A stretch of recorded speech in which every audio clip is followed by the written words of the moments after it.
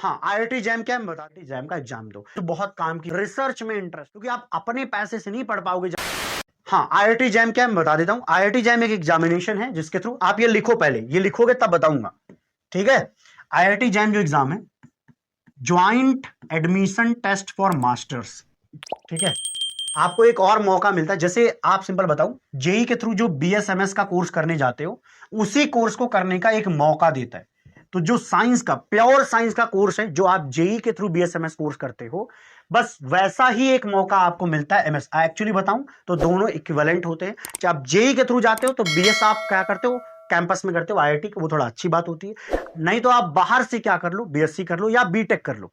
आप बीटेक करके भी एमएस कर सकते हो, जैम का एग्जामिनेशन दे सकते हो, दोनों ही कंडीशन में ये पॉसिबल है, ठीक है जी। तो अगर मान लीजिए कि आप या आपके आसपास कोई दिखे कि भाई जिसको लग रहा है कि उसको आईआईटी से छूट गई है, उसको चाहिए, तो उसे बोलो भैया बढ़िया से तैयारी करो और आईआईटी जैम का एग्जाम दो। और मैं आपको बताऊं, उसका डिटेल्ड इंफॉर्मेशन अपने ही आईआईटी जैम पीडब्ल्यू करके सर्च मारो यूट्यूब पर, बहुत डिटेल में बताया गया है। अपना खुद का चैनल है, फ्री का कंटेंट है, उससे बोलो कंज्यूम करे जो आसपास हो।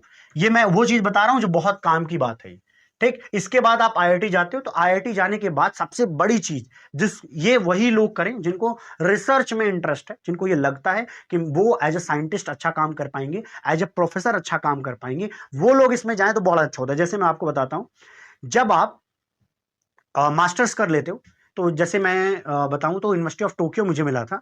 अब तो घर वालों ने थोड़ा जाने वाने नहीं दिया, उन्होंने बोला ऐसे बंगलोर से कर लो, बट मेरी इच्छा नहीं थी। मुझे, मेरा मन था कि अगर पीएचडी करूं, बल्कि मेरा क्या, मेरे जो प्रोफेसर थे उनका था कि अगर करना है तो बाहर से करना चाहिए, इंडिया में, या तो फिर वही बात है, या आईआईटी में ही अपने मास्टर्स करी, वहीं से आप पीएचडी कर रहे हो तो उतना अच्छा नहीं होता जो आप प्रोफाइल बनाते हो। तो उन्होंने बोला या तो बाहर से करो, या तो दुनिया में बहुत काम है जाके करो, उसमें भी आप आगे निकल सकते हो, ठीक है। तो यूनिवर्सिटी ऑफ टोक्यो मुझे मिला था ये, आ, उसको पाने का सबसे आसान तरीका, किसी भी फॉरेन यूनिवर्सिटी में जाकर पीएचडी करने का सबसे आसान तरीका आईआईटी जाके मास्टर्स कर लो। तो बता रहा हूं सबसे आसान तरीका। कारण क्या होता है, आईआईटी की रेपुटेशन बहुत हाई है, अब आईआईटी दिल्ली की तो बहुत ही हाई है। तो आईआईटी दिल्ली जो है, अब वहां के प्रोफेसर्स का क्या होता है, यूनिवर्सिटी ऑफ टोक्यो इन सबसे के साथ पहली बात तो कांटेक्ट बहुत अच्छा होता है, एक चीज। दूसरा क्या होता है, आप आगे चल के आपको पता चलेगा, DAAD करके एक तरीके की फेलोशिप है, स्कॉलरशिप है, वो आपको मिलना जरूरी है। क्योंकि आप अपने पैसे से नहीं पढ़ पाओगे जापान में जाके भैया, है तो वही बात है कि मम्मी पापा के पास अथाह पैसा हो तो अलग बात है। जैसे हम जैसे लोग जो थे, हमें तो भैया यही था कि सरकार पैसा देगी तभी हम जा पाएंगे बाहर, है ना। इवन क्या होता है, हमारे कुछ सीनियर्स थे जो कि वहां जाके पैसे बचा भी लेते थे, महीने के वो करीब 80-90 हजार रुपए वो घर भेज देते थे, इतनी अच्छी सेविंग हो जाती थी उनकी।